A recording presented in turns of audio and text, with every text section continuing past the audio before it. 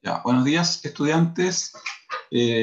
Vamos a empezar la clase 2 de Fisiología 1 2021, que se va a tratar de las gradientes de concentración. Vamos a explicar por qué se generan estas gradientes de concentración y los mecanismos de transporte, ¿ya? Entonces, como en toda clase, voy a partir con el encuadre de la clase o los contenidos de la clase. Vamos a revisar cómo se crean las diferencias de concentración a través de las membranas del LIC y del LEC, es decir, la membrana plasmática que separa el LIC y el LEC. Vamos a entender las diferencias de concentración de electrolitos, ¿ya?, entre el plasma y el intersticio, que eso se ocurre por el equilibrio de Gibbs y Donan. Vamos a establecer los distintos mecanismos de transporte a través de las membranas biológicas, ya sea difusión simple, difusión facilitada, transporte activo primario y transporte activo secundario, ¿ya? Vamos a ver qué significa cada una de esas cosas. Y el resultado de aprendizaje es que ustedes sean capaces de describir los mecanismos de generación de gradientes de concentración de moléculas a través de las membranas. ¿Cómo ocurre esto? ¿Ya? Y explicar los diferentes mecanismos de transporte de estas moléculas a través de las membranas. Entonces, cómo se genera la gradiente y cómo ocurre el transporte. Eso son lo que tienen que saber al final de esta clase. Entonces, partiendo, ¿cómo se genera la gradiente de concentración? Ya sabemos que las gradientes de concentración están en la vida y son parte de la vida. Y cuando uno muere, desaparecen las gradientes de concentración. Ya, esos son hechos de la causa. Entonces la pregunta es, ¿cómo uno se mantiene vivo? ¿Cómo uno mantiene esa gradiente de concentración? ¿Cómo uno mantiene esa gradiente de concentración en el rango de la vida? ¿Y qué es el proceso? ¿Cuál sería el proceso que permite eso? ¿Ya? Que el sodio esté mucho más concentrado afuera y el potasio mucho más concentrado adentro de la membrana plasmática. Que el calcio, ¿no es cierto?, esté tan bajo adentro de la célula, y etc. Entonces, acá les presento tres mecanismos de transporte, ¿ya? Hay un mecanismo por el cual las moléculas podrían pasar libremente a través de la membrana plasmática, porque, entre comillas, no la ven, ya no le genera una barrera, ¿ya? Significaría moléculas que son solubles en la membrana plasmática, o liposolubles, ¿no es cierto? Y en ese caso, esas moléculas difundirían libremente, ¿no es cierto?, a través de esta membrana. Hay otra posibilidad, que exista un transportador, ¿no es cierto?, que permita hacer pasar moléculas que, por ejemplo, ya son un poco más grandes, que quizás no caben dentro de la membrana, o tal vez son hidrofílicas, ¿ya? Son moléculas que se disuelven más bien en agua, están más contentas con la disolución en agua. En cualquiera de esos dos casos, tenemos otro mecanismo acá, ¿no es cierto? Y finalmente tenemos un mecanismo de bombeo, donde ustedes ven claramente lo que está pasando aquí. En este mecanismo se usa energía metabólica en forma de hidrólisis de ATP, y las moléculas pasan de un nivel de menos concentración a un nivel de mayor concentración. Entonces la pregunta que yo les hago, ¿cuál de estos tres mecanismos puede generar gradiente de concentración? El transporte activo. El transporte activo. Entonces yo esperaría que las gradientes de concentración que yo observo, ¿no es cierto?, a través del LIC y del LEC, sean procesos activos, que sean procesos que yo haya necesitado, ¿no es cierto?, el uso de energía para establecerlas. Y cuando se acaba la energía, por eso que se acaba el efecto de bomba y por eso que se acaba la vida, ¿ya? Por ejemplo, una persona que fallece deja de respirar. Al dejar de respirar, deja obviamente de ingresar oxígeno. Si no tiene oxígeno, no tiene síntesis de ATP. Y si no tiene ATP, no tiene función de bombas, ¿ya? Y ahí se explica la desaparición de la gradiente. Entonces, en la clase vamos a ver la diferencia que existe del mecanismo de difusión, ya sea simple o facilitada, versus el mecanismo de transporte activo con sus dos fases. Existe una fase que se llama transporte activo primario, que es el que permite transportar directamente una molécula en contra de su gradiente de concentración. Sería este caso, que hay una molécula menos concentrada y acá está más concentrada. ¿Ya? Y la está transportando hacia donde está más concentrada. Entonces, es mecanismo primario, porque está usando directamente la ATP. Segunda posibilidad es que la gradiente de concentración que generó esta molécula en el intracelular permite el transporte de una segunda molécula. Entonces, ¿cuál sería la energía en ese caso? La energía es la misma gradiente de concentración. La energía es la acumulación de moléculas en un espacio. Y esas moléculas pueden ahora difundir a favor de su gradiente de concentración. Es decir, estas moléculas pueden salir ahora a través de un transportador, ¿ya? Y a medida que salen, otras moléculas pueden entrar o pueden salir. Y eso se llamaría transporte activo secundario, ¿ya? Porque sería una fuente secundaria de energía, no la fuente primaria, no la ATP, sino que la gradiente de energía misma sería la que genera el transporte. Vamos a ver ejemplos de todo lo que les estoy diciendo. Partamos con las bombas. Ya, en el caso de la bomba sodio-potasio TPasa, es una bomba primaria para el sodio y para el potasio, que dice que genera entonces una gradiente de mayor sodio extracelular y mayor potasio intracelular. La causa entonces de la gradiente de concentración de sodio y potasio es la bomba sodio-potasio TPasa. Esta es una bomba tremendamente importante para la función en nuestro cuerpo. Una vez que se generan las gradientes de sodio y de potasio, esas gradientes son, ya sabemos, son energía, son fuente de energía. Y esa fuente de energía tiene distintas funciones. Por ejemplo, en el caso del sodio, la energía guardada por el sodio con mayor concentración afuera permite ahora que el sodio entre a favor de su gradiente de concentración a través de otro mecanismo, otro transportador. Y si entra, puede entonces generar transporte activo secundario de otra molécula. Entonces ahí ya tengo una función. Segunda función del sodio es mantener el agua. El sodio tiene una capa de hidratación mayor que el potasio. Por lo tanto, la célula que tiene un problema osmótico, esto lo voy a volver a decir la próxima semana, no voy a referir más a este tema. El sodio que tiene un problema, o sea, tiene una mayor capa de solvatación, resuelve el problema osmótico de la célula.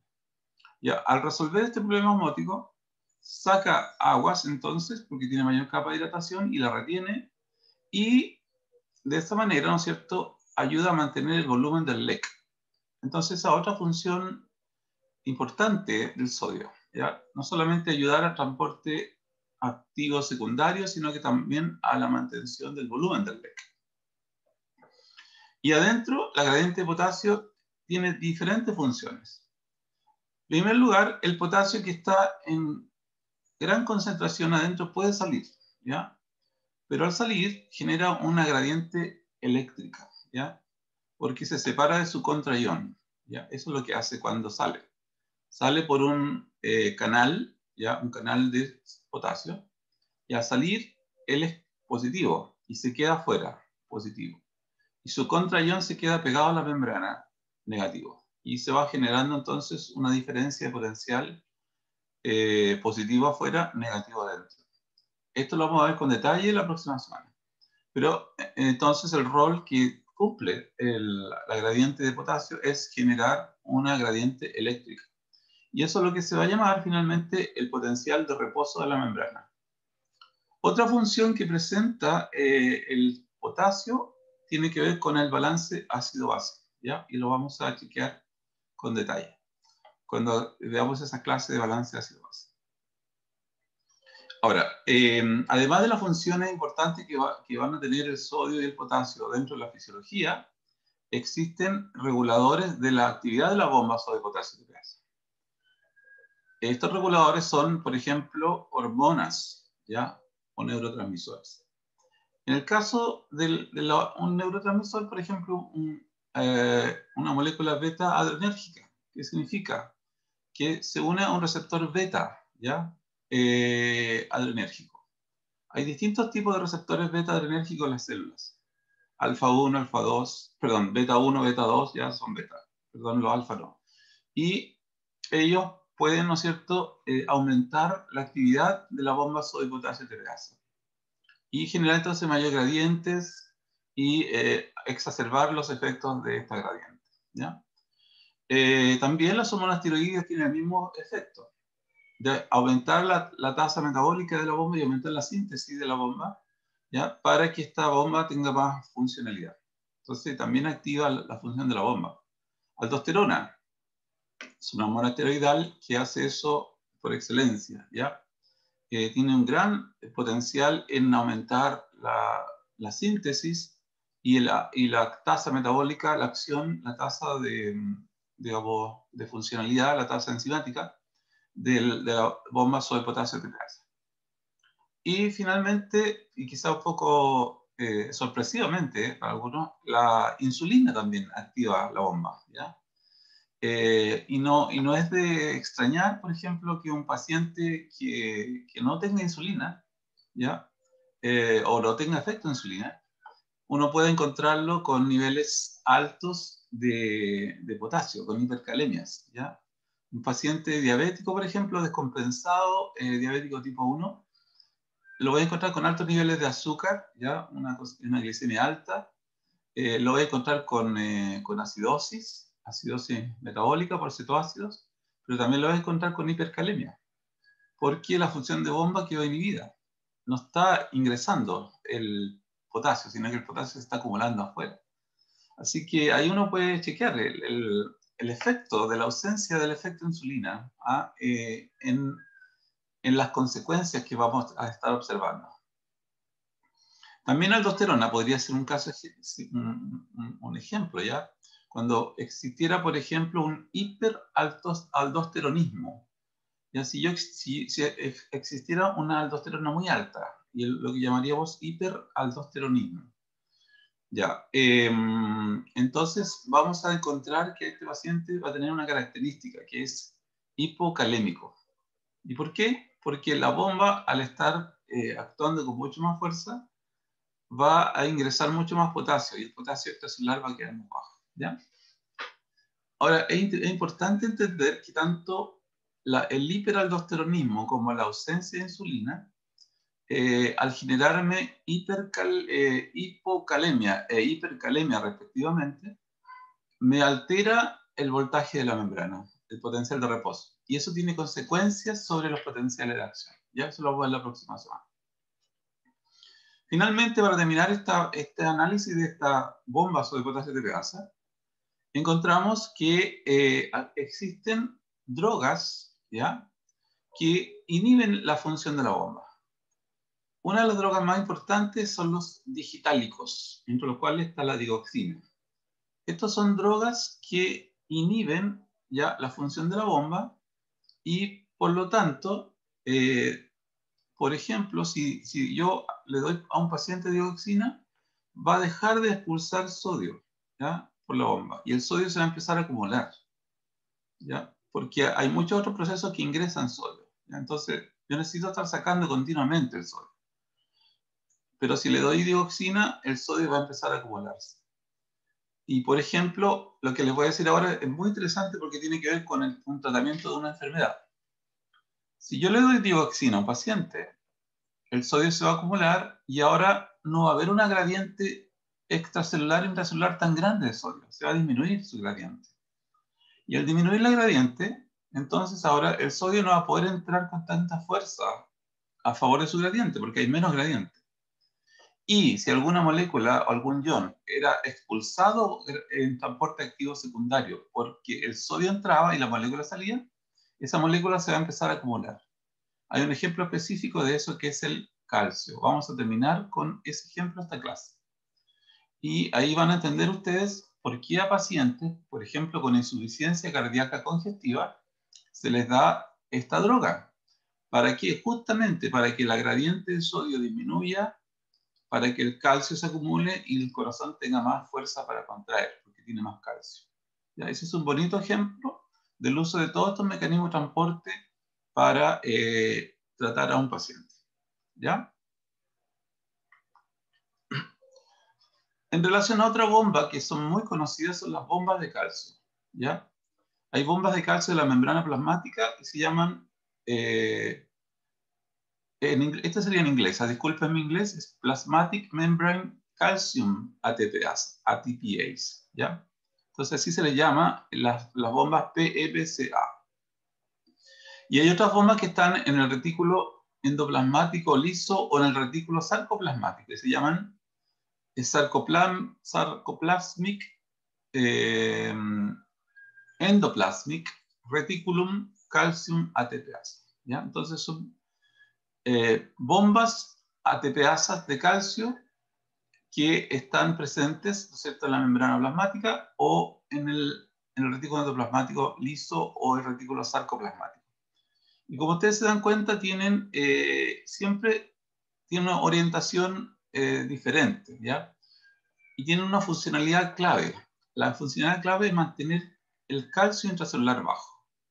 Entonces, estos son ATPas, por lo tanto hay un ATP que se está hidrolizando, ¿ya? En los dos casos, no lo noté porque era mucho nombre. Ya, el calcio, el de la membrana expulsa el calcio hacia el LEC. El del retículo ingresa el calcio al retículo, ¿ya? Y entonces lo baja desde el citosol. Ambas bajan el calcio, y esto es bien importante, que el calcio esté muy bajo en el citosol para generar la relajación del músculo.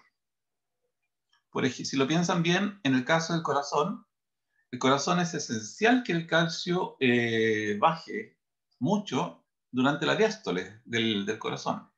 Si yo no bombeo el calcio fuera y hacia adentro del retículo sarcoplasmático, el corazón no va a poder relajarse, ¿ya? Entonces, la eficiencia y la velocidad del proceso de salida de calcio hacia el LEC o hacia la cisterna es un proceso fundamental para la vida. Y tan fundamental es que, por ejemplo, los efectos beta-adrenérgicos generan específicamente el efecto del bombeo de calcio para afuera y hacia adentro, ¿ya? De tal forma de poder tener diástole. Si no tengo diástole, el corazón no se relaja, no puedo volver a llenar el corazón y generar nuevamente el bombeo, ¿ya? Así que la función de bomba es una función que depende de la diástole. Y eso es lo que se llama el lucitropismo, pero eso lo vamos a ver en cardiovascular, ¿ya? No me voy a adelantar. Pero sí quiero darle el contexto, ¿okay? Porque es importante, ¿ya? Ahora, en el caso de un músculo que no sea el músculo cardíaco, un músculo esquelético, por ejemplo, es la misma situación, ¿ya? Digamos, las fibras de actina y miosina que forman el sarcómero requieren la presencia de calcio para que se destrabe la fibra del filamento delgado y la tropobiosina se libere el espacio de acción donde se va a unir la actina y va a caminar por encima del filamento delgado, ¿ya? Eso es lo que se llama la hipótesis del deslizamiento y permite entonces la contracción del músculo o del sarcómero en el caso más molecular. Entonces, requiero yo tener calcio, pero también requiero tener que el músculo no puede estar tetanizado, no puede estar contraído continuamente, tiene que relajarse.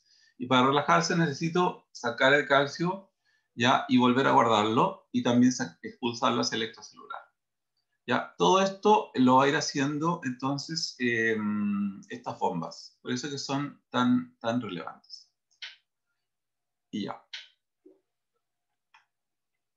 Ahora, como ya les dije, los iones tienen funciones que son relevantes. Por ejemplo, la gradiente de potasio, ¿por qué es relevante? Porque va a generar potencial de reposo en la membrana y porque también va a generar la fase de repolarización o fase 3 del potencial de acción y también va a participar en el balance ácido-base, ¿ya? Son tres funciones que le podemos asignar al potasio. Quizás tiene muchos más. En el caso de la gradiente de sodio, ¿qué funciones le podríamos asignar? Participa en la fase 0 o la fase de polarización rápida del potencial de acción. Participa en el transporte de nutrientes, en transporte activo secundario o primario, ¿ya? Y participa en la determinación del volumen del LEC, ¿ya? Y finalmente el calcio. La gradiente de calcio, ¿en qué participa? Bueno, es importante para la contracción muscular, para la salida de las vesículas o las exocitosis, incluyendo la neurotransmisión, salida de las vesículas, ¿cierto? Con los neurotransmisores en los terminales sinápticos. Esos son ejemplos de funciones de estos iones. Ya, ahora sabemos nosotros que existe una gradiente a través de la membrana plasmática entre el LIC y el LEC, pero les hago la pregunta. ¿Podrá existir alguna diferencia de concentración iónica en el mismo LEC, o sea, afuera, es homogéneo toda la concentración de iones en el LEC? ¿O puede haber alguna diferencia entre el compartimento del plasma versus el compartimento del intersticio? La pregunta que hago tiene que ver con la presencia de un ultrafiltrado en el intersticio, porque las proteínas grandes no pueden atravesar la pared capilar, ¿ya? Les cuesta atravesar la pared capilar. Y como tal, entonces, hay una gradiente ya de proteínas, ¿ya? Muy bajas proteínas en el intersticio y alta concentración de proteínas en el compartimento plasmático. Entonces la pregunta quizás ahora se deriva y se hace más específica: ¿qué efecto tendrán las proteínas sobre la distribución de iones a través del capilar? ¿Ya? Entonces vamos a revisar eso. Hay un problema, ¿no es cierto?, con las proteínas, porque las proteínas son polianiónicas en general, ¿ya? Excepto, hay unas excepciones, ¿no es cierto?, que son las histonas, que son policatiónicas, ¿ya? Y algunas otras proteínas, pero las proteínas en general, como las proteínas plasmáticas, los anticuerpos, ¿no es cierto?, las proteínas del complemento, las proteínas, ¿no es cierto?, de la coagulación, etcétera, factores de coagulación, muchos tipos diferentes de proteínas. Normalmente, la mayoría de ellos son polianiónicas, es decir, tienen cargas negativas en su superficie. Entonces, sabiendo eso y sabiendo que no están en el intersticio, ¿qué creen ustedes que puede pasar? Que se pueden quedar por electroneutralidad, ¿no es cierto? Se pueden quedar pegaditos algunos iones cationes mayor en el lado plasmático que en el intersticio. ¿Es posible?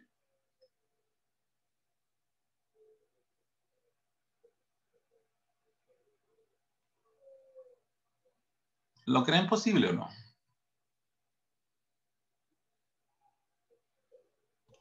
Yo no entendí la pregunta. No entendí la pregunta. Ya.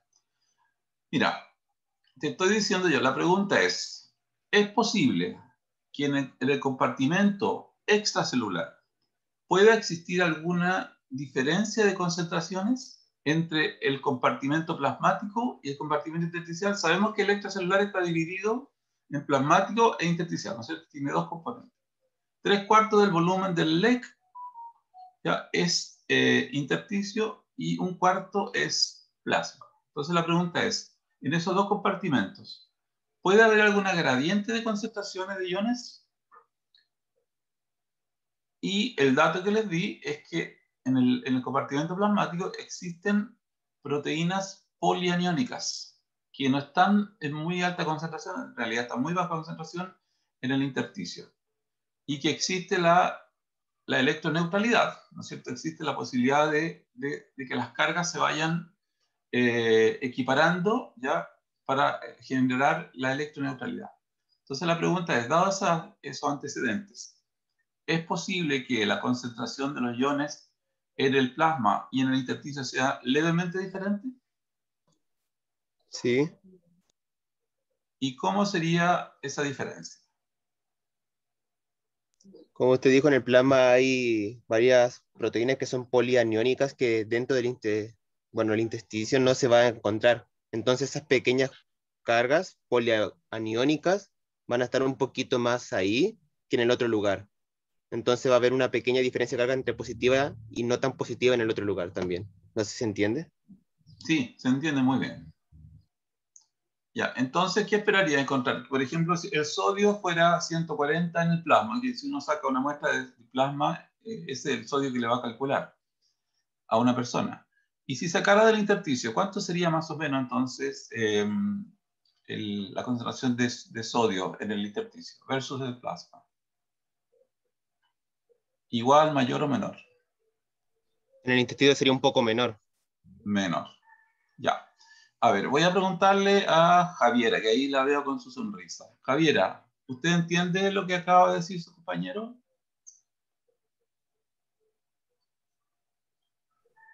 En realidad, profesor, tuve un problema de conexión, entonces se me quedó pegado y después me volví a conectar. Ya. Máximo, ¿le puedes preguntar, explicar a Javiera, por favor, para que ella capte lo que acabas de decir?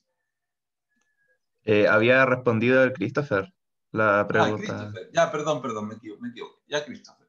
Perdón, respóndale, explíquele a Javiera cómo ocurre el proceso. Bueno, como entonces dentro del plasma, que es el líquido extracelular, se divide como en dos, bueno, el líquido extracelular, el intersticial y el plasma. Y en el plasma hay más proteínas polianiónicas, por lo cual eso no se encuentra en el líquido intersticial. Entonces la diferencia entre una y otra va a ser levemente un poco más positiva en el plasma que en el líquido intersticial, por así decirlo.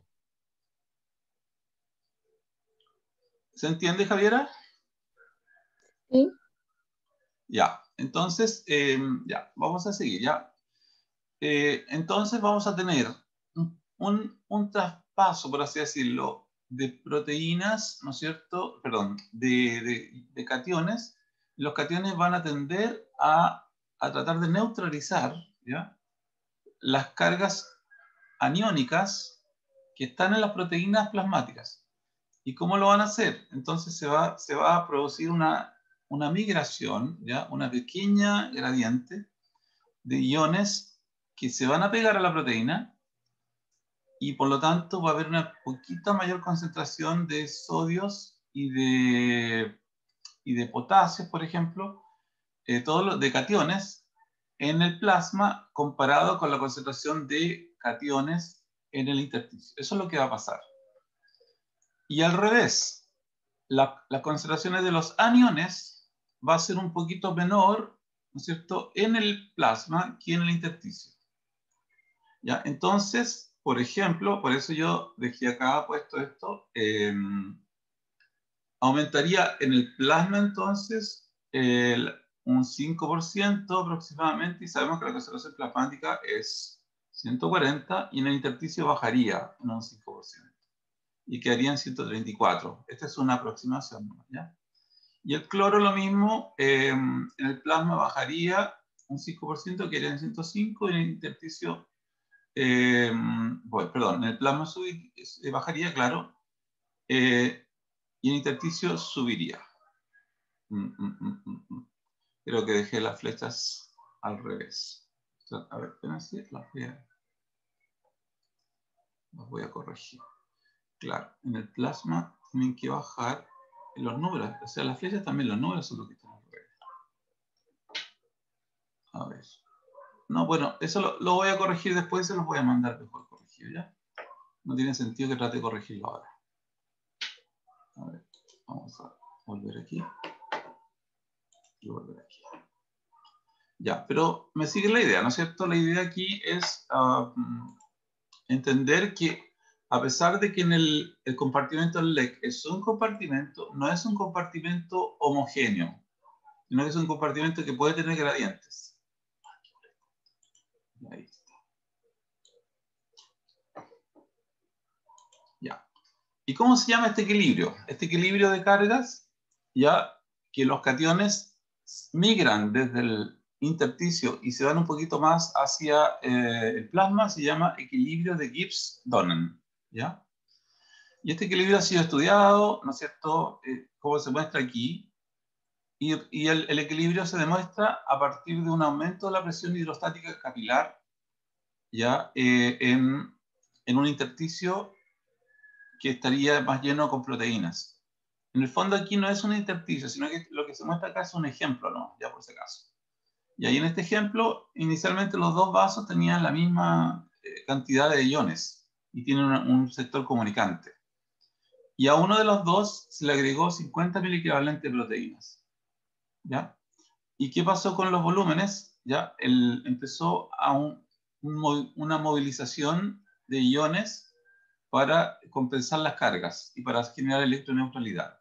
Esos iones que se fueron movilizando fueron generando un mayor volumen, ¿ya? Y el volumen entonces hizo subir este volumen acá, y después para que el volumen fuera igual se le generó una presión y se calculó cuánta presión se tenía que tener para que el volumen no siguiera pasando, ¿ya? Y para equilibrar los dos espacios. Esto es física, ¿ya? Yo no voy a seguir intentando explicarle la parte física. Para eso tenemos a nuestra profesora Ana Cabanas, que es profesora del curso, que ella les va a poder explicar con mucho más detalle ya este asunto. Pero lo que yo le estoy explicando es la consecuencia fisiológica, ¿ya?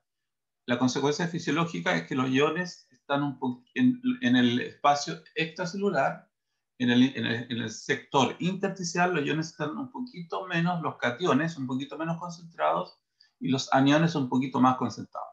Y al revés, en el compartimento plasmático, los cationes están un poquito más concentrados y los aniones están un poquito menos concentrados.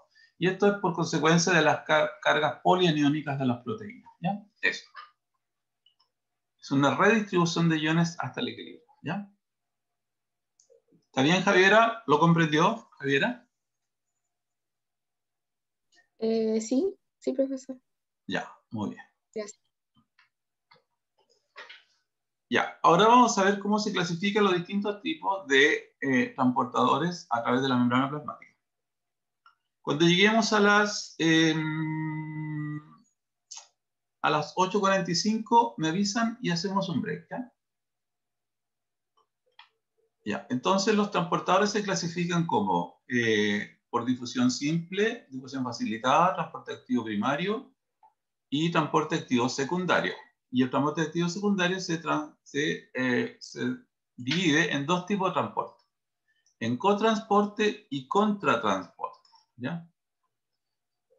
Esto conocido como el cotransporte, también conocido como SYMPORT, y el contratransporte como ANTIPORT, ¿ya? ¿Qué requiero para la difusión simple? Requiero simplemente que sea descendente, ¿ya? ¿Qué significa eso? Que va a favor de su gradiente de concentración. Eso es lo que significa. Es decir, yo tengo más concentración de una molécula en un sector y esa molécula está menos concentrada en otro sector. ¿Qué hace? Desde el punto de vista natural, va a moverse en términos netos hacia el lugar, va a fluir hacia el lugar de menor concentración. Ahora, ¿por qué pasa eso? ¿Por qué las moléculas que están en un lugar más concentradas fluyen hacia otro lugar que está menos concentrado? Esto tiene que ver con la termodinámica y tiene que ver con la entropía, ¿ya? La entropía de las cosas. La entropía, se sabe que la entropía del universo va aumentando, ¿ya? Entonces, la entropía tiene que ver con el grado de desorden de los sistemas. Los sistemas van a tender siempre a tener mayor desorden porque es el momento de menor energía y de máximo desorden, ¿ya? Y de mayor equilibrio también. Cuando yo tengo menos energía y máximo desorden, tengo mayor equilibrio. Cuando ustedes entran a la pieza de ustedes y está todo desordenado, tirado por todas partes, están en equilibrio. Está la máxima entropía. ¿Ya? En el caso de las moléculas también les gusta lo mismo. Les gusta estar disueltas y ¿no es cierto?, ocupando todo el espacio posible que puedan ocupar. Ustedes, por ejemplo, si sacan un gas, el gas va a difundir rápidamente y se va a expandir por toda la habitación hasta donde pueda ocupar. Si la habitación está ventilada, por suerte, ¿no es cierto?, el gas va a salir y después de un tiempo ya no se vamos a sentir el olfato del gas.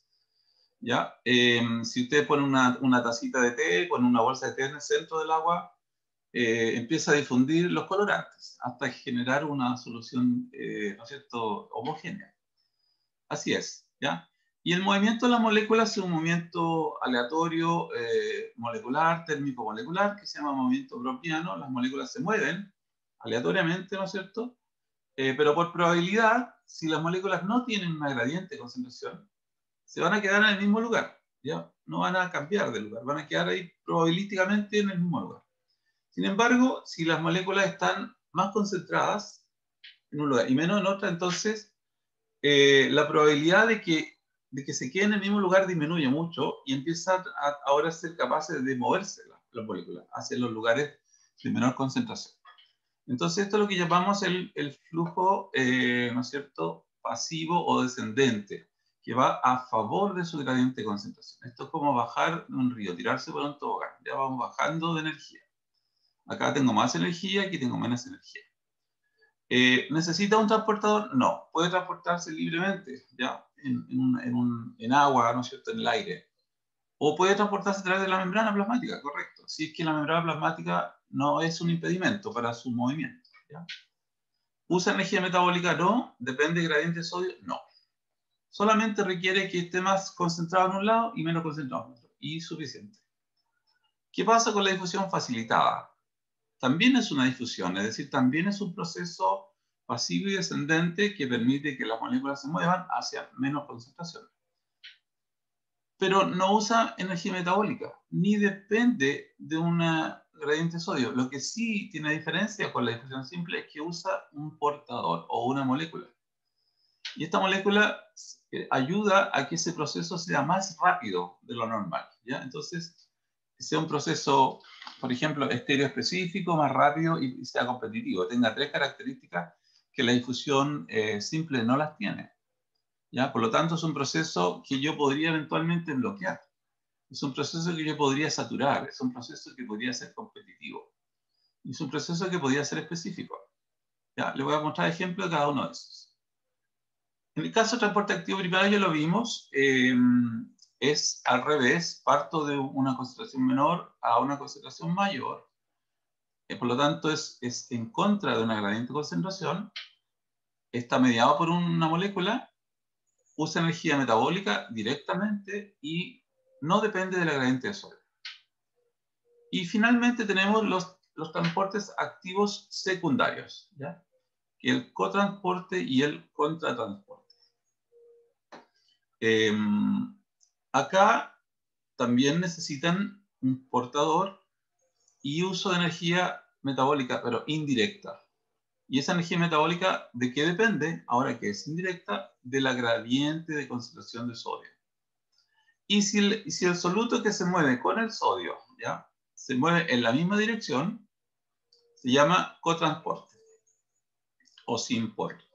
Si el soluto que se mueve con el sodio se mueve en la dirección opuesta, entonces se llama contratransporte, ¿ya? O antiporte, o antiportador, ¿ya? Vamos a ver ejemplos de cada uno de ellos. Ahora, claramente, como el ejemplo que le di de la dioxina, si, por ejemplo, yo bloqueo el transporte activo primario, también voy a bloquear el transporte activo secundario, ¿ya? Porque el transporte activo secundario depende del primario, por la gradiente de sodio. Profesor, una pregunta. Sí, dígame. ¿Cuál es la diferencia entre la energía directa e indirecta? Ya. La energía directa, ¿ya? La energía directa tiene que ver con que el ATP hace que el transportador mismo cambie de conformación y permita el bombeo. Es como que tú le estás echando benzina a la bomba directamente, ¿ya? La bomba es el auto. Entonces le estás echando benzina al auto y el auto funciona. ¿Qué es lo que es lo indirecto? Lo indirecto es que la bomba genera algo al funcionar, genera otra gradiente, una gradiente de sodio, por ejemplo, o una gradiente de potasio, una gradiente de calcio. Y es esa gradiente, la secundaria, la que ahora va a generar el movimiento. Por eso se llama secundaria, porque no es esa transportador no está usando ATP directamente, sino que está usando la energía que generó la primera bomba. ¿Se entiende? Sí, muchísimas gracias. Ya. Muy bien.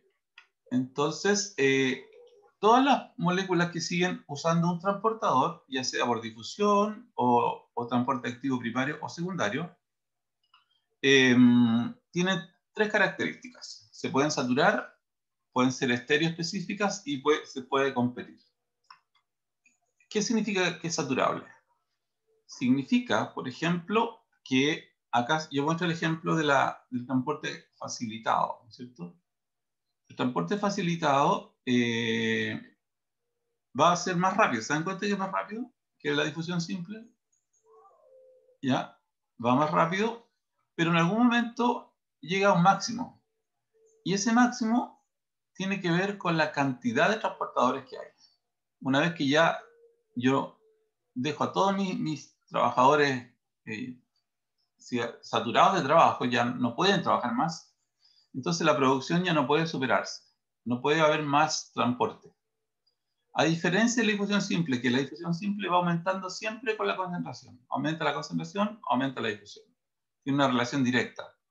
¿Ya? No es tan rápida, pero va directa. Si yo aumento la concentración aquí, la difusión simple va a seguir hacia acá. En cambio, en el transporte facilitado, ¿ya? Cuando tengo un transporte o difusión facilitada, o tengo también transporte activo o transporte primario secundario, cualquiera de los tres, en realidad los tres sirven, transporte facilitado, transporte activo primario, transporte activo secundario. En los tres casos sirve esto, porque se va a saturar, porque son unidades discretas, son proteínas las que están haciendo la pega.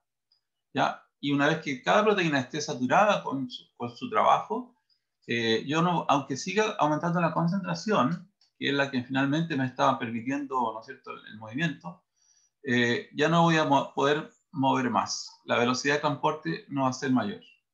Fíjese que aquí la velocidad de transporte va subiendo a medida que sube la concentración, lo cual está bien.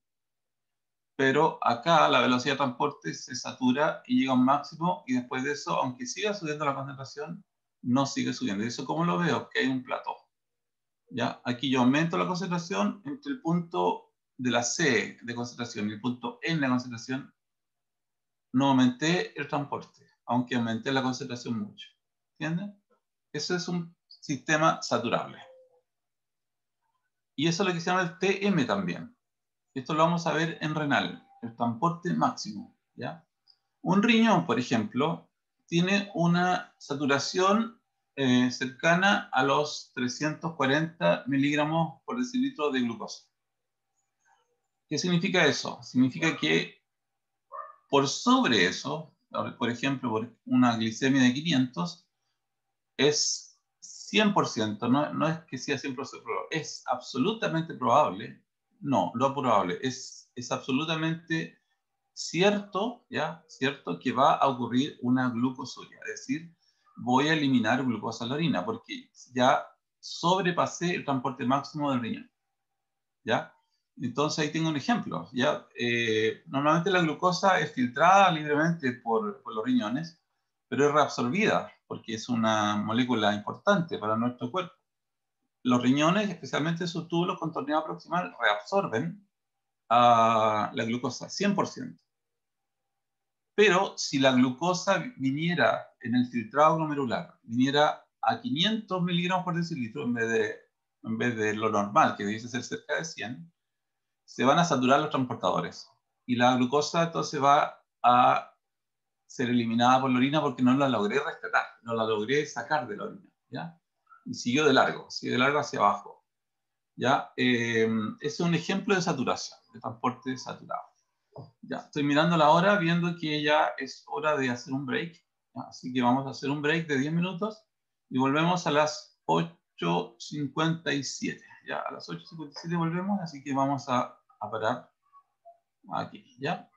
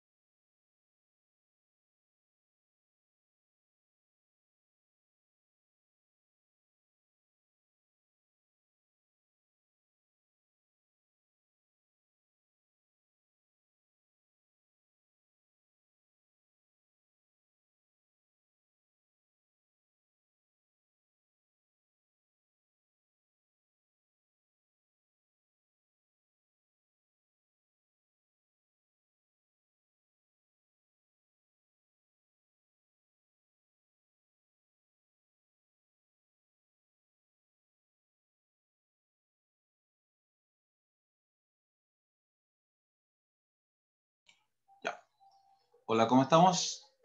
De vuelta. Ya, vamos a entonces a seguir con la clase y vamos a ver estas tres características que tienen los transportadores que no hacen difusión simple, sino que sean transporte por difusión facilitada o transporte activo primario o secundario. Profesor, Todos ellos tienen la característica de ser saturables, por ejemplo, frente a un aumento de concentración. Y esta es una característica normal que tiene que ver con que la velocidad de transporte está dependiente del número de transportadores. Es como una empresa. Mientras más transportadores, más personas están en la empresa, quizás más velocidad de transporte puede hacer. ¿Ya? Así es. profesor, ¿puede usted poner PowerPoint en pantalla completa? No sé, porque como en... Está en pantalla completa. Mm, Verdad, tienes toda la razón. Sí. sí que el ejemplo del riñón no se puede leer muy bien. Ya. Ya, muy bien, gracias. Sí, normalmente lo hago, se me olvidó. Ya, entonces, Gracias. como ves ahí, está fácil de leer, ¿no es cierto? Cuando el transporte de soluto es mediado por un transportador, hay un número finito de transportadores. A bajas concentraciones se logra un rápido y eficiente transporte soluto con la molécula, ¿no es cierto? Con el transportador. Pero cuando todos los sitios de transporte están ocupados o saturados, ¿no es cierto? El transporte soluto no puede aumentar aun cuando siga aumentando la concentración y queda en un máximo. Se logra el transporte máximo. Ejemplo clínico de la glucosuria por la saturación de la reabsorción renal de glucosa. ¿Ya? Así que ahí tendríamos una situación de ejemplo. Sigamos con el transporte estéreo específico. Dado que son moléculas las que ayudan en el transporte de otras moléculas, o sea, son proteínas que ayudan en el transporte de otras moléculas, tienen sitios de unión para la proteína que transporta. Y esos sitios de unión son estereoespecíficos. ¿Qué significa eso? Que puede haber una diferencia de una imagen especular, por ejemplo, una molécula en posición D o L, ¿ya?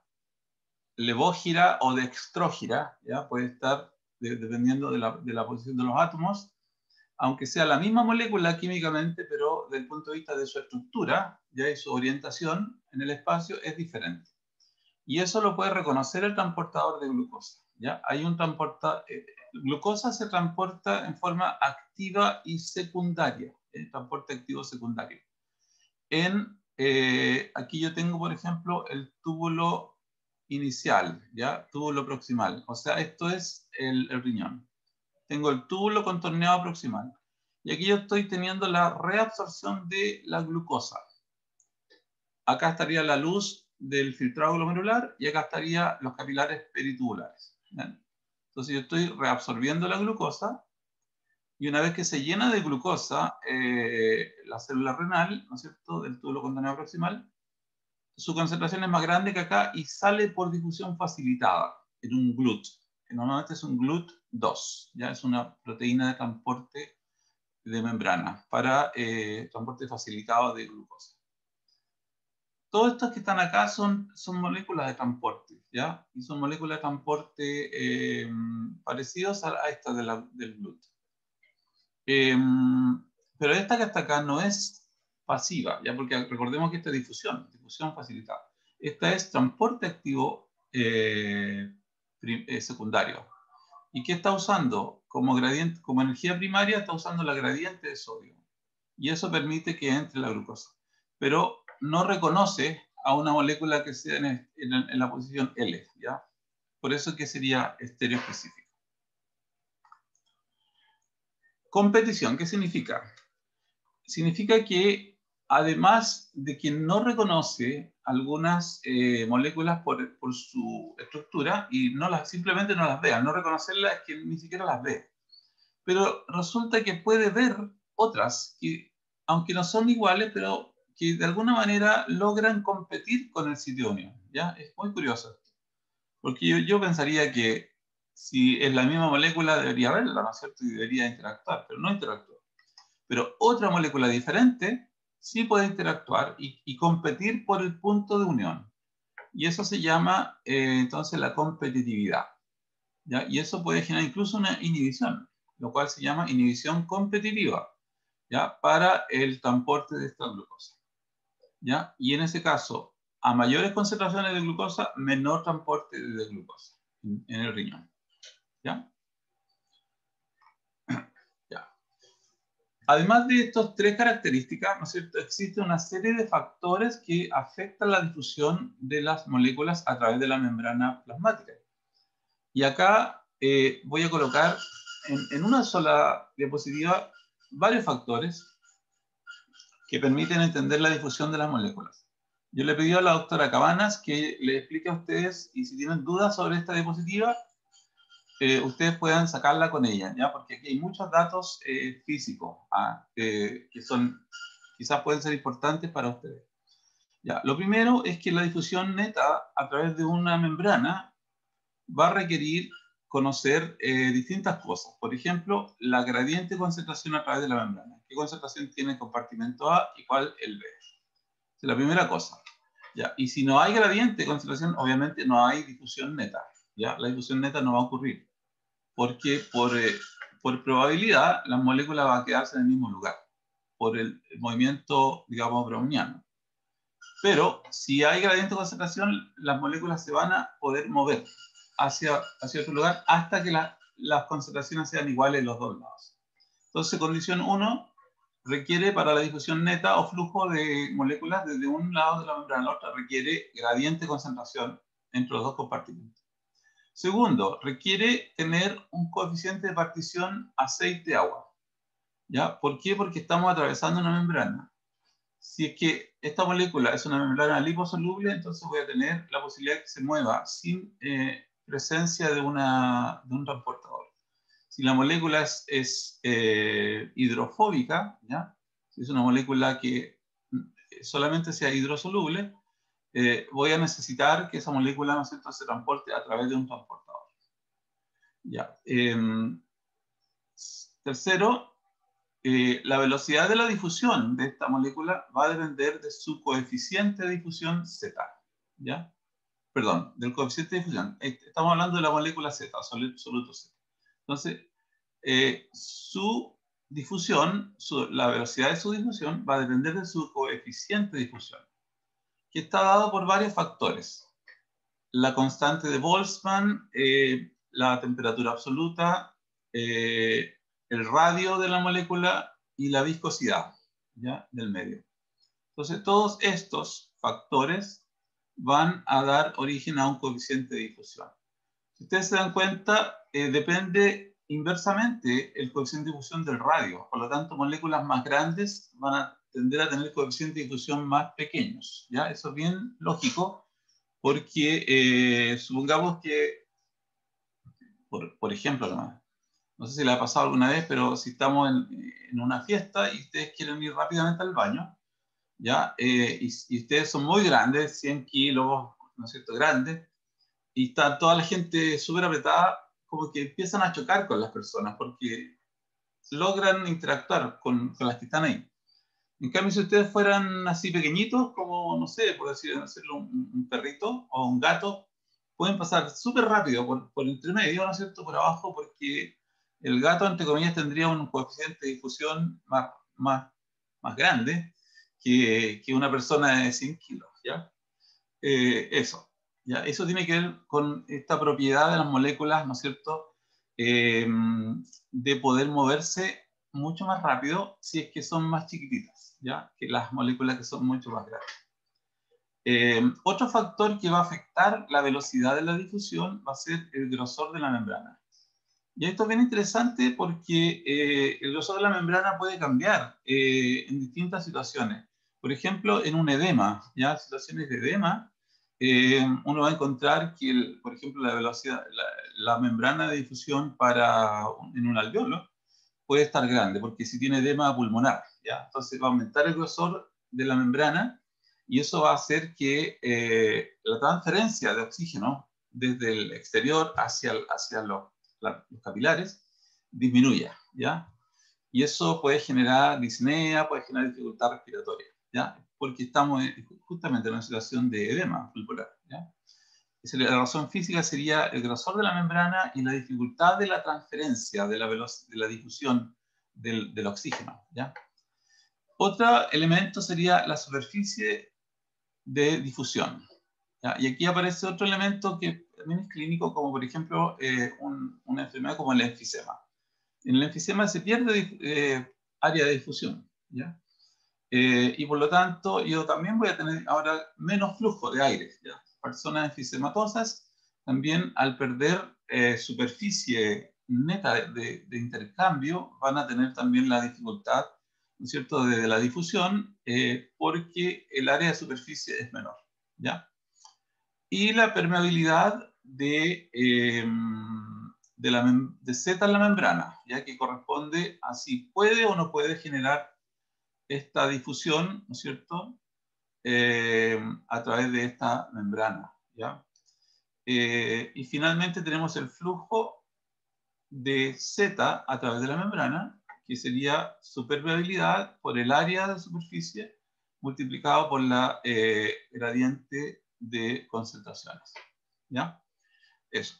Así que ahí están los factores. Esto está bien descrito en el capítulo 1 del Constanzo. Me gustaría que lo chequen, por favor. Y dudas, también les pido que se acerquen con la profesora Cabanas si tienen alguna duda sobre este proceso, ¿ya? Aquí está descrito el proceso de difusión en las membranas, lo cual es un tema crítico para nuestro curso, porque necesitamos la entrada de oxígeno, por ejemplo, necesitamos la difusión de moléculas a través de la membrana para poder sobrevivir, ¿ya? Eso. Aquí voy a dar un ejemplo de difusión facilitada. Una vez que entra por transporte activo primario, secundario. A ver, voy a echar atrás. Voy a mostrarles los tres tipos de transporte que están presentes aquí, ¿ya? Tengo transporte activo primario de la bomba sodio potasio TPasa. Tengo transporte activo secundario, acá, ¿no es cierto?, en el ribete en cepillo del enterocito. Claro, aquí tengo un enterocito y tengo un ribete en cepillo. Y estoy ingresando sodio a favor de su gradiente de concentración y que va acompañado de glucosa en contra de su gradiente de concentración. Entonces, esto es un transporte activo secundario, ¿ya? Que me permite el transporte, ¿no es cierto?, de la glucosa.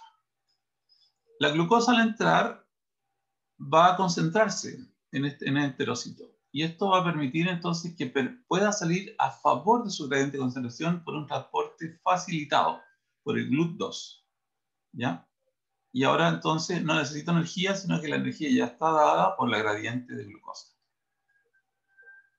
Y existe también otra posibilidad de transportarse a través de una vesícula que se secreta, ¿ya? Eso también podría ser una posibilidad, por exocitosis.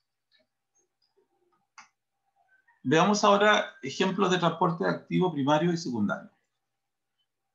Acá está la bomba sodio potasio TPasa y acá está su ciclo. El ciclo, cómo funciona, ¿ya? Entonces, va tomando 3 sodios del intracelular y va ingresando 2 potasios, ¿ya? Y al hacer esto, va pasando en estados de energía 1, energía 2, y vuelve a estado de energía 1 dependiendo de la hidrólisis del ATP. Cuando se hidroliza, entonces pasa a un estado energizado, ¿ya? Ese estado energizado permite la salida de los sodios. Y una vez que sale el sodio, el mismo estado energizado permite el ingreso del potasio. Y vuelve al estado 1, ¿ya? Donde se vuelve a hidrolizar otro potasio, otro ATP, y vuelve nuevamente a seguir generando su efecto. Ahora, me gusta este esquema porque aparece justamente el locus, el lugar preciso donde los digitálicos o los glucósidos cardíacos bloquean la bomba. Recordemos que los digitálicos, al bloquear la bomba, evitan que la bomba saque sodio. Entonces el sodio se empieza a acumular. Y eso hace que la gradiente de sodio disminuya en el caso de un paciente. Supongamos que este es un paciente con insuficiencia cardíaca congestiva. Yo voy a tener bloqueada la bomba por efecto del digitálico el sodio se va a acumular y ahora el sodio ya no tiene tanta gradiente para entrar. Recordemos que el sodio, ¿cómo entra? Por transporte activo secundario entra porque tiene una gradiente alta, tiene 140 afuera y 14 adentro, tiene unas 10 veces gradiente. Si esa gradiente disminuye, entonces la posibilidad de que entre es menor. Y si la posibilidad de que entre es menor, un transporte activo secundario que saca algo, por ejemplo, que saca sodio, perdón, saca potasio, perdón, disculpe, que saca calcio, ¿ya? Saca calcio, ese transporte activo sodio-calcio va a estar disminuido, ¿ya? Y eso hace en ese paciente con insuficiencia cardíaca objetiva que el calcio se acumule, y si se acumula va a tener mayor contractibilidad. Acá hay algunos ejemplos nomás, la bomba de potasio, la bomba de calcio,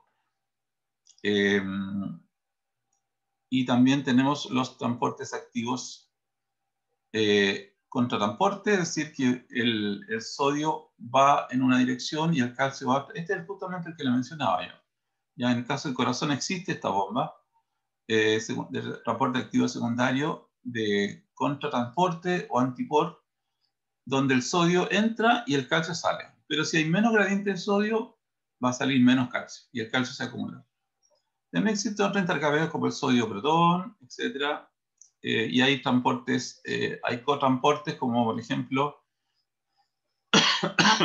este cotransportador triiónico sodio, potasio y cloro que está en el asa en gel de grueso ascendente y es sensible a furosemida. Ya lo vamos a estudiar. Está el cotransportador potasio-cloro, presente en muchas células, ¿ya? Y está este otro cotransportador sodio-neurotransmisor, que es el que permite, ¿no es cierto?, la recuperación de los neurotransmisores, por ejemplo, en las células de la sinapsis, ¿ya? Entonces ahí yo puedo capturar neurotransmisores para evitar que aumente su concentración. Aquí yo tengo un mecanismo de ir sacando los neurotransmisores de la sinapsis. Eso lo vamos a chequear en neurociencia.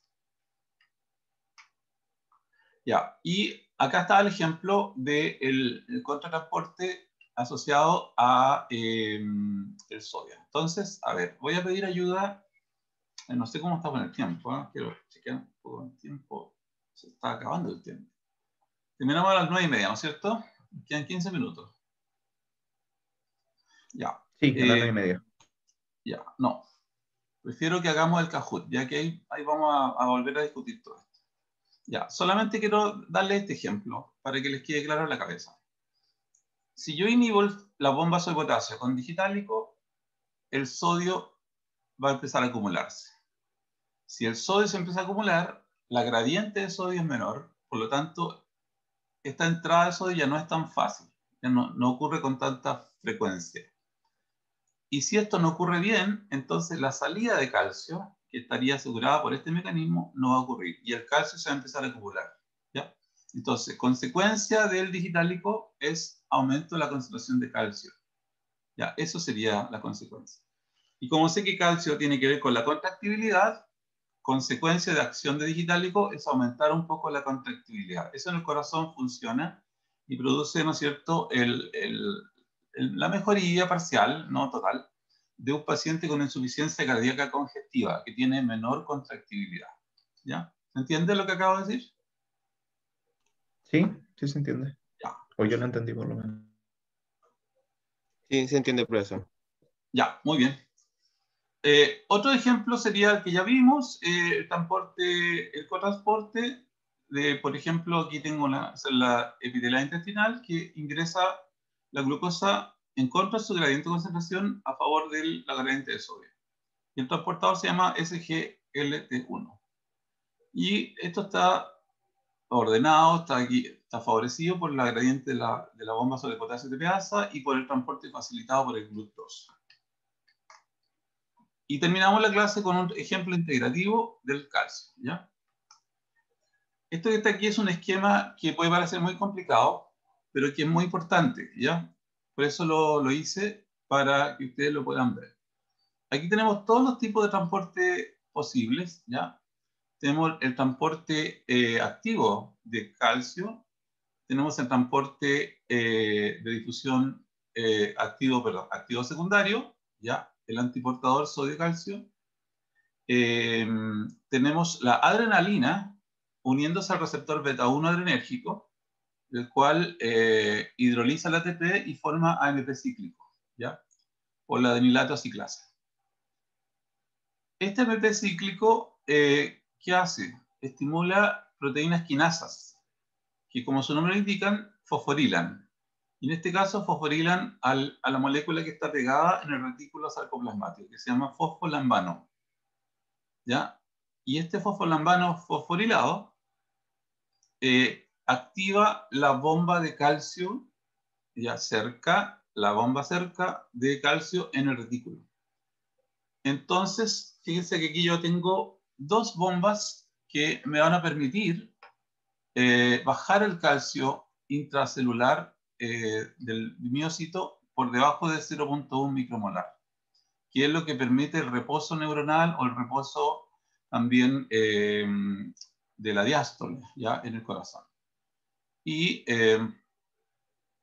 me va a tener entonces, esto me ocurre gracias a que la bomba de la membrana me expulsa el calcio fuertemente y que la bomba cerca del retículo me ingresa el calcio a las externas de una proteína fijadora. ¿Ya? Este es el proceso. Y por eso que es tan relevante los efectos beta-1 adrenérgicos para producir el efecto lucitrópico ya en el corazón de sacar todo el calcio y generar toda la relajación posible para que se vuelva a llenar el corazón. ¿Ya? Y en este fenómeno, el calcio también es sacado por este molécula antiportador sodio-calcio. Entonces, no solamente tengo una bomba en la membrana que lo saca, sino que tengo un antiportador que también se asegura de sacarlo. Y así queda muy bajo. Pero esto no ocurre bien si es que yo inhibo la bomba, ¿ya? La bomba no está presente aquí en este esquema, pero si la bomba sodio-potasio TPasa está inhibida y la gradiente de sodio no es buena, este calcio no va a poder salir bien, ¿ya? Se va a quedar retenido. Ya, muy bien. Eso sería entonces la clase. Y ahora vamos a aplicar todo lo que hemos visto, lo vamos a aplicar en el Kahoot, ¿ya? Así que les voy a abrir la página y se la voy a compartir. Aquí la tengo. ¿La están viendo, no? Sí, profe. Sí, sí se ve la. Se ve, Ahí ya, va a perfecto. poner. Ahí está. Ya, muy bien.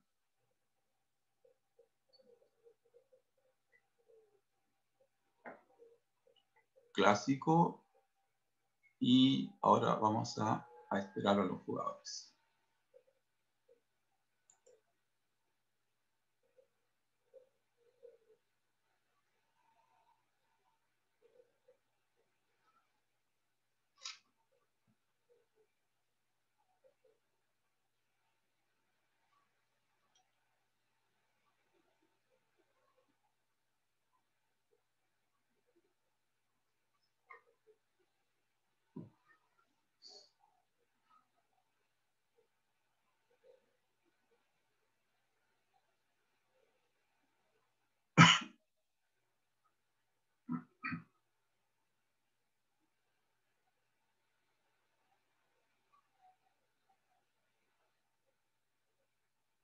Ya, parece que somos todos esos, no hay más. Ah, no, hay algunos más.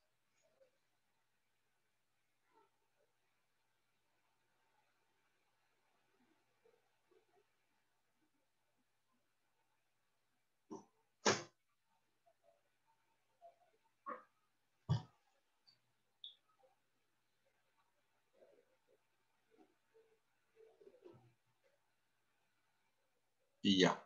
¿Somos 32? ¿Sí? Profe, espéreme un poquito que me está cargando el internet. Al Ah, fin Aquí ya. yo sé- aparece 36, pero no sé. Algunos no se han conectado. Bueno, no es obligación conectarse en todo caso. Así que si alguien no puede o no quiere, no hay problema. Este es simplemente una actividad lúdica para cerrar la clase, ¿ya?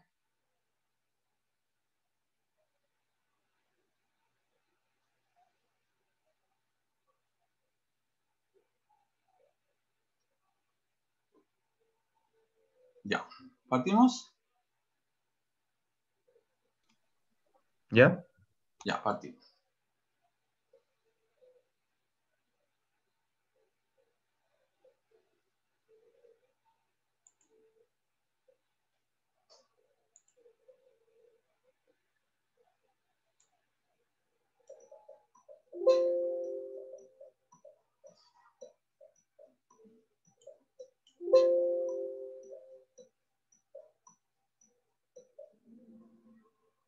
Muy bien.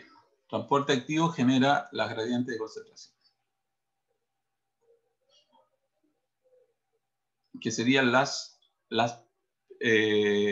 primarias, claro. El transporte pasivo no lo puede hacer, la difusión facilitada tampoco. No genera gradiente de concentración. Ya, sigamos.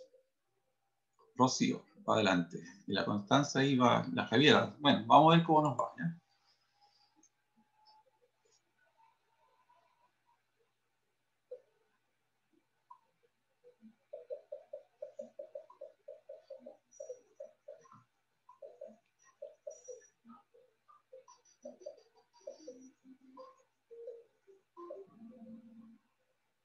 Muy bien. Ya, la dioxina o los digitálicos inhiben a la bomba y la insulina o la aldosterona lo activan, ¿ya? No lo inhiben, ¿ya? Así que, muy bien, veamos. Javiera va adelante y las Constanzas ahí están a la siga con Iván.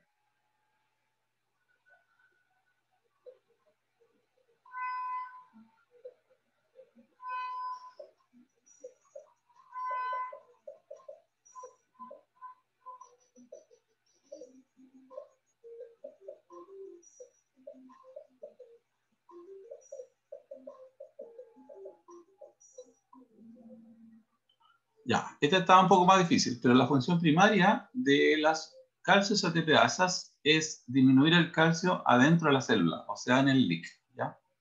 Veamos con dúo. Javiera, Máximo, Arturo, Bárbara y Matilde. Muy bien. Sigamos.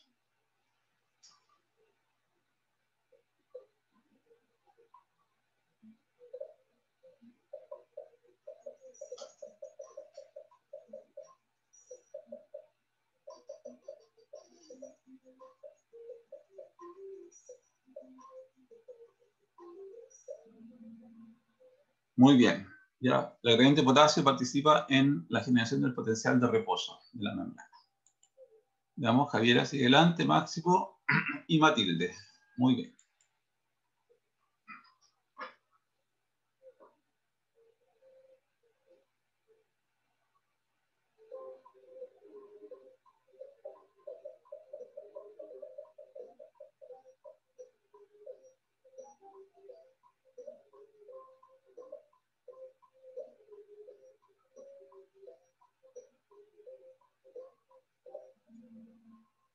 Súper bien, todos bien. Felicitaciones. Quedó claro el punto. Y Javiera ahí adelante, ¿no es cierto? Máximo segundo y Bárbara tercero. Vamos, vamos.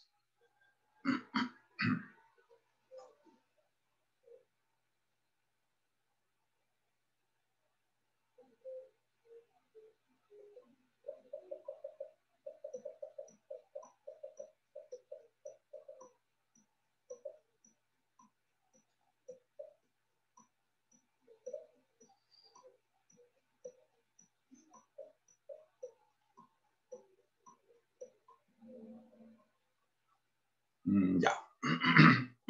Sé que esta fue difícil porque quizás se olvidaron que la glucosa se puede mover por dos cosas. Se puede mover por los GLUTs, que sería una difusión facilitada, o se puede mover por transporte activo secundario, como varios pusieron. Pero aquí la clave es que dice a favor de su gradiente de concentración. ¿Qué significa eso? Que va desde mayor concentración a menor concentración. ¿Quién hace eso? Lo hace la difusión facilitada, ¿ya? La difusión facilitada siempre usa los gradientes para su favor y para producir el transporte. El transporte activo secundario requiere que vaya en contra de su gradiente de concentración, ¿ya? Esa es la diferencia. Veamos cómo anduvimos. Matilde toma la puntera y Javiera e Iván quedan en segundo lugar, tercer lugar. Vamos.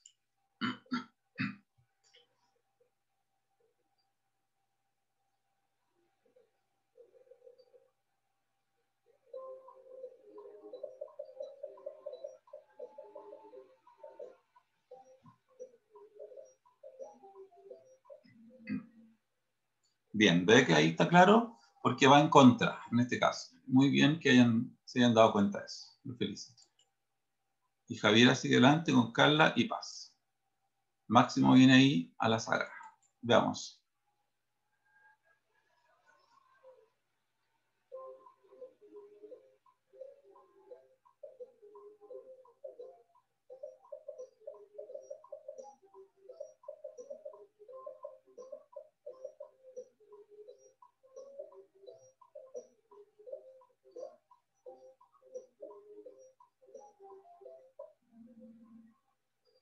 Ya, perfecto. Si se bloquea la bomba, ¿qué ocurre con el sodio? Hay más sodio en el intracelular, porque la bomba lo que hace es sacarlo, ¿no es cierto? Así que ahí partimos con el proceso. Muy bien. Javiera sigue adelante, Carla y Máximo le siguen los talones. Veamos la siguiente.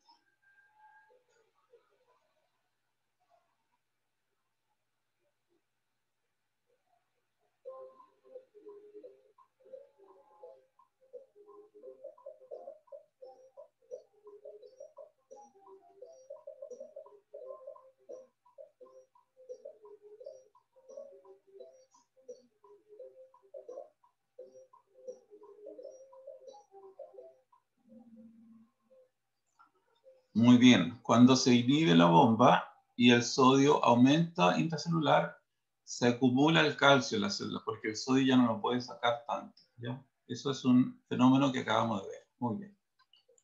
Veamos cómo va. Javiera va adelante, Carla y Máximo, y Constanza viene con la llamita. A ver si es verdad que alcanza. Sigamos.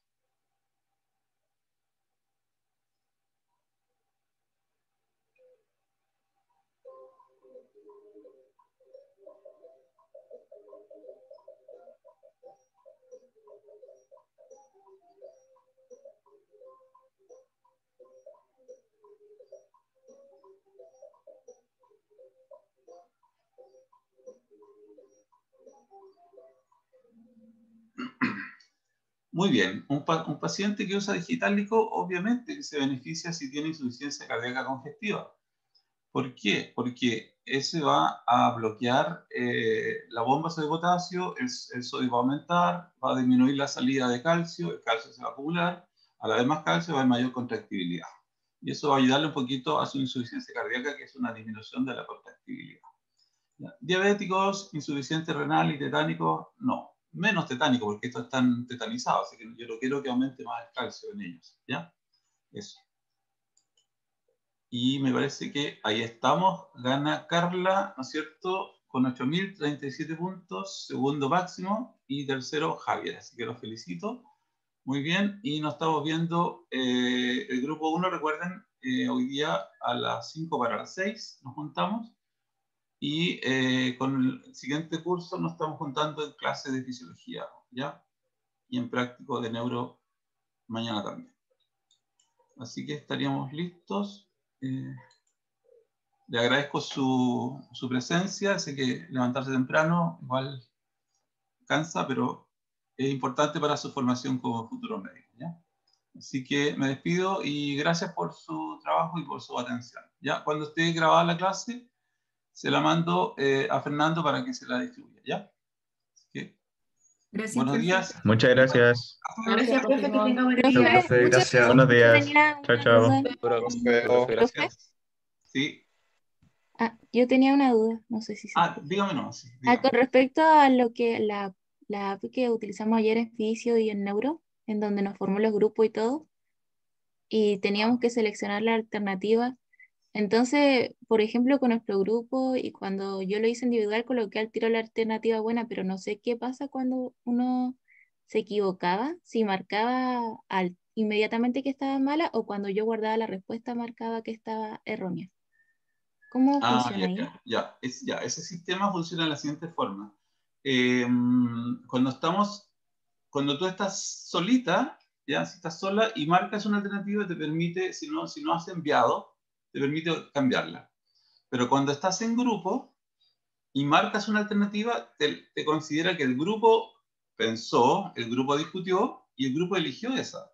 Y te la toma como que esa fue tu respuesta. pero no te castiga todo, sino que te dice, si está mal, te dice, esa no es, sigue intentando. Ya te da como el tiempo para que sigas, pero ya te la consideró la primera respuesta que diste. Ah, ya, entonces cuando Ya, es individual yo lo ahí puedo no puede, hacer a veces. cuando estás en grupal no puedes volver atrás. Ya, no puedes. Ya, Ya, así es. ya, profe. Ya pues, Gracias. ya, de nada. Chao, profe, gracias. Ahí todo, ya. Gracias. Profesor, ¿usted va a Sí. subir todo como los PowerPoint a la intranet? Sí, lo que pasa es que esa internet no aguanta nada. La internet de la universidad es muy mala. Estamos habilitando un sitio, pero yo le voy a mandar el PowerPoint a Fernando también, ¿ya? Para que ustedes tengan todo el material. Y le mando el PowerPoint con la grabación, ¿ya? Excelente. Eso. Bueno, Vale. profesor, en la última imagen, como solamente me quedó una pequeña duda, que no le quise preguntar por el tema de para no perder el tiempo del Kahoot y todo eso. Había como 3 formas que se estaba liberando el calcio, ¿no? Sí, sí, sí. Ya, había un calcio que se estaba entrando a la como membrana, por así decirlo. ¿Ese calcio se está contabilizando como dentro de la célula o fuera de la célula? Porque también sé que el metabolismo ¿cómo se dice esto? ¿Era una membrana mitocondrial o no? No sé si tienen la foto. Sí, sí, es un retículo sarcoplasmático, Eso.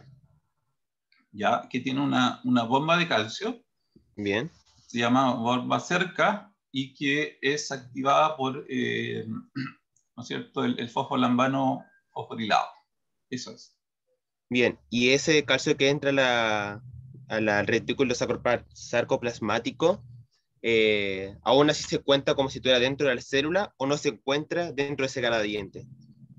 No, no se cuenta porque no está, o sea, está dentro de la célula, en rigor sí está dentro de la célula, pero no está dentro del Pero está citosol. dentro de una estructura, por así Del decirlo. citosol, no está dentro del citosol, que es el calcio citosólico el que participa en el proceso, ¿no es cierto?, de la contracción. Bien. Claro, eso. Entonces ahí todo ya va a depender de cómo tiene que ser el calcio citosólico para que pueda, por así Es decirlo, hacer citosólico lo que se está haciendo. el que interactúa con los sarcómeros. Si no está en el citosol, el sarcómero no lo ve. Ya, entonces hay un calcio que ya no está. Aunque Bien. cuando esté adentro de la célula, porque obviamente el retículo es adentro de la célula, pero es inalcanzable para el sarcómero. Bien. ¿Ya? Sí, esa fue la única duda que me había quedado, pero ahora todo claro. Ya, Christopher, muy bien. Muchas gracias, profesor. Que esté muy bien. Nada, chao, gracias.